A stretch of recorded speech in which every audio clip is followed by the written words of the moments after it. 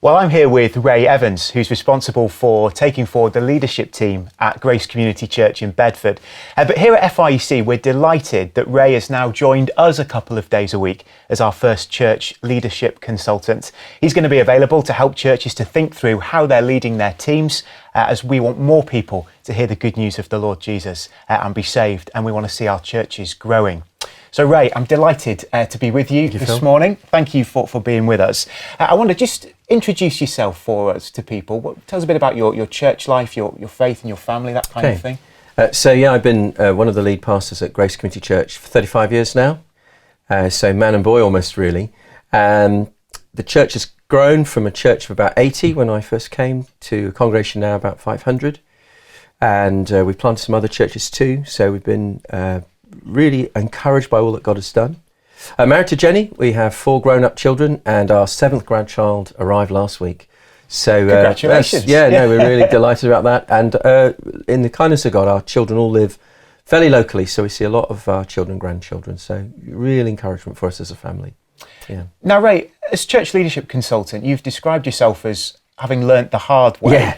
Well, what do you mean by that? How have you learnt the hard way this last 35 years? Yeah, well, I was mentored by a very fine preacher, and we church planted 1.5 miles down the road. And you know, it's pretty scary when you've got a really great preacher 1.5 miles down the road. So in my 20s, I thought I really need to improve my preaching. And he helped me a lot to do that. I guess I got into early 30s and began to realise I was coming across people with problems and I didn't have a depth of understanding. So in my 30s, I worked hard at trying to understand people, pastor them better. So I got to sort of end of your 30s and thinking, okay, I'm a pastor, teacher now.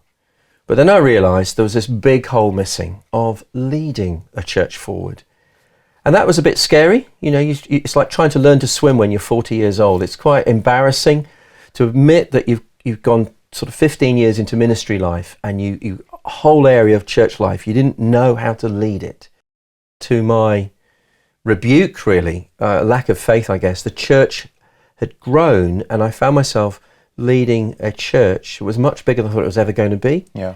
And learning to have to bring other gifts in and grow a team. So those things help me to understand that I could help other leaders who are going to come across the same problems, some of the same barriers. So these last few years, I've been thinking, writing, doing seminars in that zone of trying to help other pastors face up some of their own need to develop, but also knowing how to take their churches forward. So if you could pick a couple of things that are those key barriers to churches, what would you say are perhaps the 2 most common barriers that you come across? Yeah, one is a mindset amongst Christian people, and we pray for growth. We long to see people saved, but actually when people get saved, it changes church, and actually people find change hard. So for many pastors, a growing church equals members who are complaining about it. And this comes as a real shock. You think, well, if we see converts, people will be happy. When you see converts, some people get, I don't like this and I don't like that. So addressing that, getting church leaders to face up to, they could be in a growing church, but it could be a groaning church. And then what are people groaning about? And some of what they're groaning about is not necessarily a sinful, wicked thing. It could just be, and it is, a result of changing size dynamics. Now, if you'd talked to me about size dynamics years ago, I go, what are they? Yeah. What are they? But I've discovered that at different sizes of church, things have to change. So, for example, in a small church, a pastor will know everybody really, really well. And new people coming is seen as a massive step forward. You get to a medium-sized church, maybe say up to 100 people, 150 maybe. And even then, that's great. The pastor still knows everybody and everybody knows everybody and they recognise who's new and that looks good. But then, as new people begin to come, the pastor is getting out of his capacity, just relationally. Not in terms of preaching, but relationally. He just can't track all those people. He only needs a few pastoral headaches and he's too busy, he can't keep up with it. And people begin to wonder what's happening to our lovely church, where we were all once so friendly. Now these people come, we don't know who they are. And for me, understanding that there was a barrier there was really significant. I wish I'd known that way, way before we came across it. So talking to pastors about the mindset of people who want growth, but when it comes, they don't like it. And then a lead pastor finding that there are barriers to do with just numbers of people. They're two biggies for me. Just picking up on what you said about growth, that's really interesting. Sometimes we can be suspicious of this language of growth. What would you say to somebody who is suspicious of talking about church growth? Yeah, well, I think we would first want to start talking about not so much numbers, but stories about people. And once you start talking about people getting saved, everybody goes, oh, that's great. You tell a story of somebody getting saved, whoever it is. You know, they may have come up from a Christian home, mum and dad are a Christian, but they became a Christian when they're 10. That is a great story. Or they could be somebody sort of off the street, you know, a friend brought a stranger along and they heard and they became a Christian. They tell us that's great. So we start talking to people about winning people for Christ. And everyone go, yeah, we want that. Say, okay, that's really good. That's number one issue. We want to see people saved. Yeah. But then we start talking about, now, if you start seeing people saved, your church will grow. So growth is not a technique that we engineer. It's so much a result of God at work through his servants. But once you start seeing that, you have to start knowing, how do we lead a growing group of people? And so it's not so much management speak or technique or even strategy, although that comes in. It's more about wanting to see people saved, thinking, how are we going to reach people? How are we going to win people for Christ? And once we start seeing that, we think, how are we going to help these people disciple? Now, in a small church, you think, well, I'll do it. I'm the pastor. I'll do it. But how do you pastor when you've got 150 and you've seen 10 people become Christians? And then you get up to 200 people. You think, it's never going to happen to me. We're never going to get to that size. But you may. And it may surprise you and your church that you've seen more converts than you thought you would. How are you going to help them? So the issues of growth stem from a heart's desire to see people won for Christ. Yeah. And once that starts happening, how are we going to help them? And to do that, you'll need some organisational skills. So I discovered it on the back of seeing God at work.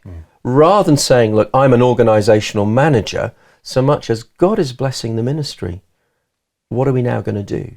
And I had to learn, as our members of our church did, how are we going to help these people?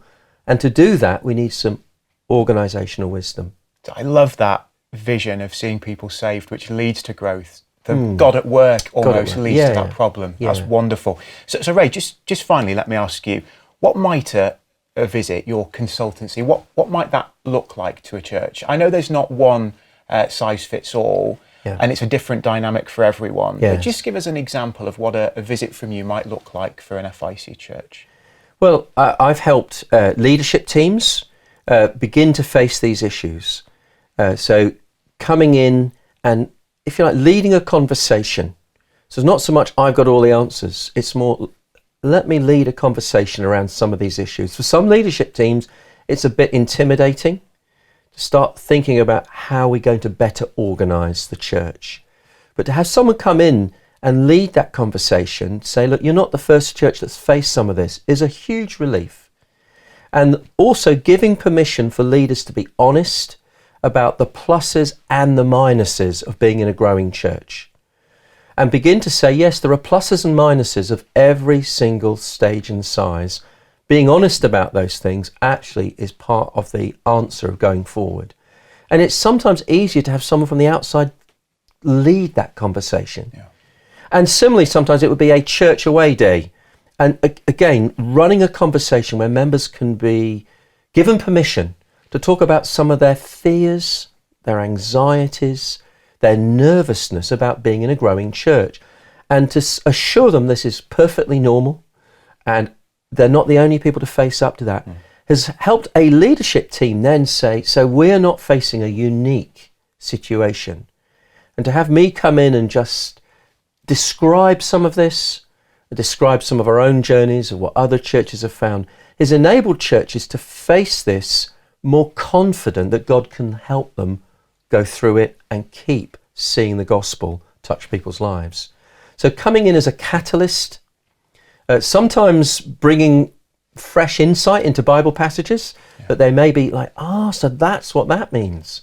So a great one would be Jethro's visit to Moses in Exodus 18, to just describe how Jethro saw organisational chaos and he brought some creative wisdom to bear. For many church members go, I didn't realise that could help us.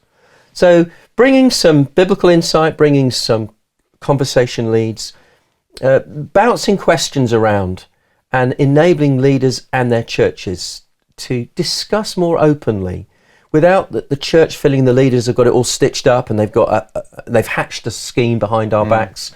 It's been proven very valuable.